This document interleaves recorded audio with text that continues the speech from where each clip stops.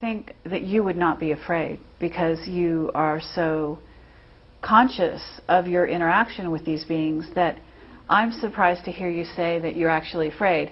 Are you afraid to this day, or are you talking when I have past these tense? incidences happen, yeah, you still have that fear. I mean, that fear is there.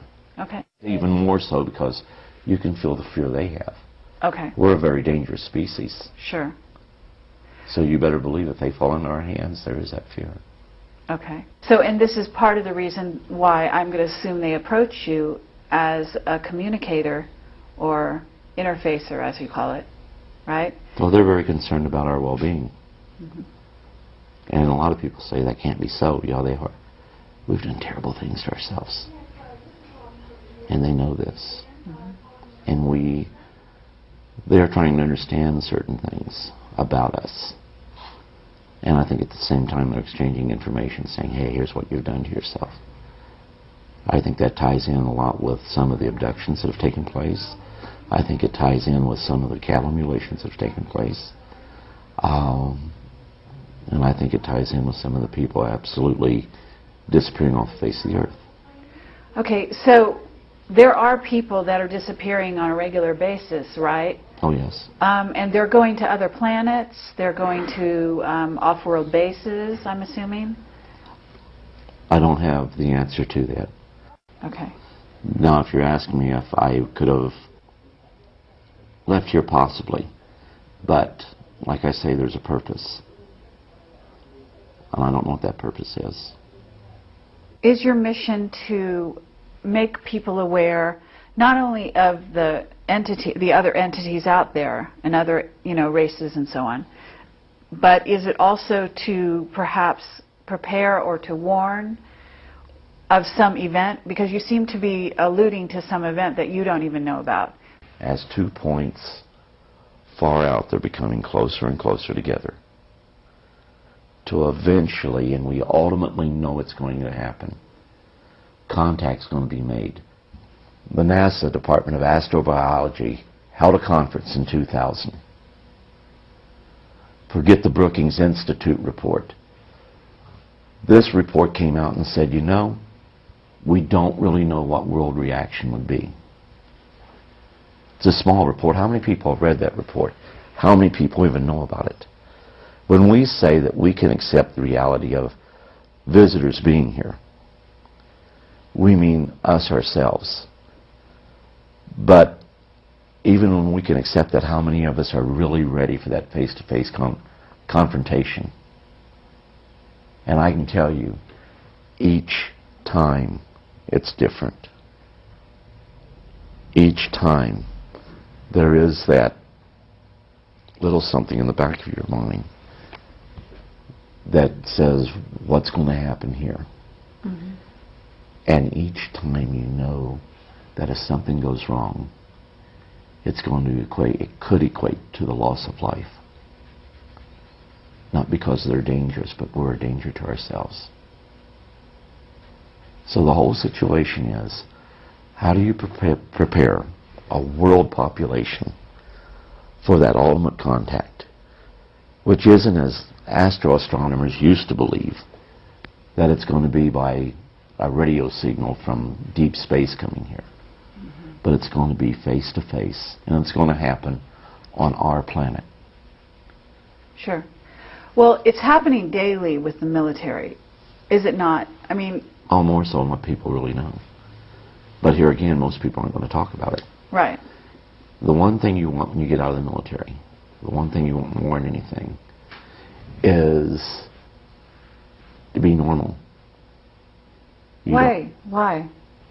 Why do you want to be normal? To me, the greatest thing you can be is a servant.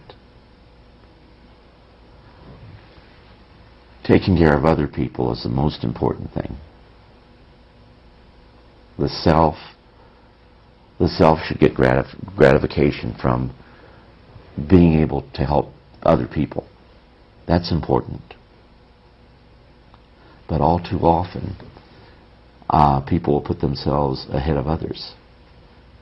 And right there is where we have the problems today, in today's world. I guess to get back to where you were saying there's going to be contact, in a sense, you are in the forefront, a person who can prepare the rest of humanity for this actual contact, because you've been having contact. And in a sense, the aliens or the off-worlders have basically been communicating, been choosing the people around the planet to communicate with, of which you are one, right? And so contact is something that is being prepared for as we speak. Is it not? Worldwide. Okay. And are you thinking, you know, a lot of people like to say it's going to happen for the world to see, aliens are going to land on the White House lawn, something of this nature. No. And it's, I mean, in a certain sense, it's going on every day. The military is dealing with, certainly they've captured, as you say, they're holding prisoner some of these entities. I mean, we've also had treaties with some of the races, have we not? Okay, I've heard about the treaties, but here again, that's not part of something I'd work with. Okay. Mm-hmm. Well, I'll tell you this, I think by 2016 that something better have happened, because at 2016 I think we're going to have to announce to the world that there's a probe that comes very close to the Earth every 15, 20 years. We've been calling it an asteroid. It's not an asteroid. Mm-hmm. But it actually, in reality, is an artificial probe. In other words, somebody else put it here. They have found us a long time ago. The technology will probably be pretty much on par to, say, Voyager. It will be old, antiquated technology by all their standards. So what are you saying? This probe, is this probe, I'm do you know saying what we race? already found it. Uh-huh. Our paradigm says that it can't be a artificial craft of any sort. Therefore, we refuse to accept that and we call it an asteroid.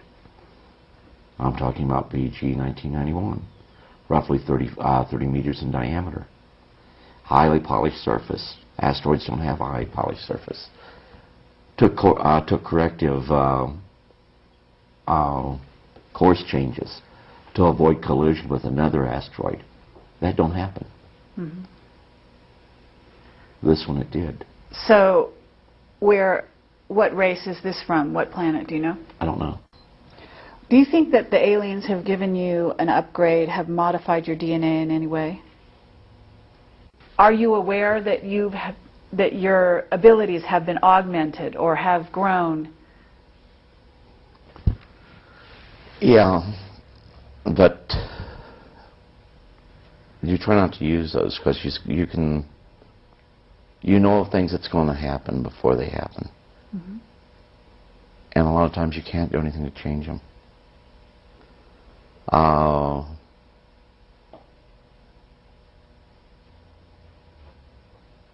Like I knew that, didn't know who, but I knew one of my kids was going to get killed on a motorcycle. And that's hard. I mean, before my son was killed, on the Wednesday prior to that,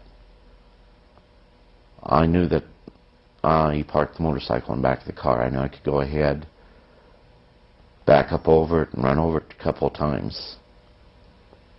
But I also knew that the family would not understand that I did that to stop what was, let me rephrase that, as an attempt to stop what I knew was going to happen. So but you're a precog. I mean, this is what they call a precog. You knew in the future before it happened, and that you were not able to necessarily change it or stop it. But there's a reason why things happen. I mean, you must agree. Oh, yeah. So, in a sense, that must be a peace for you.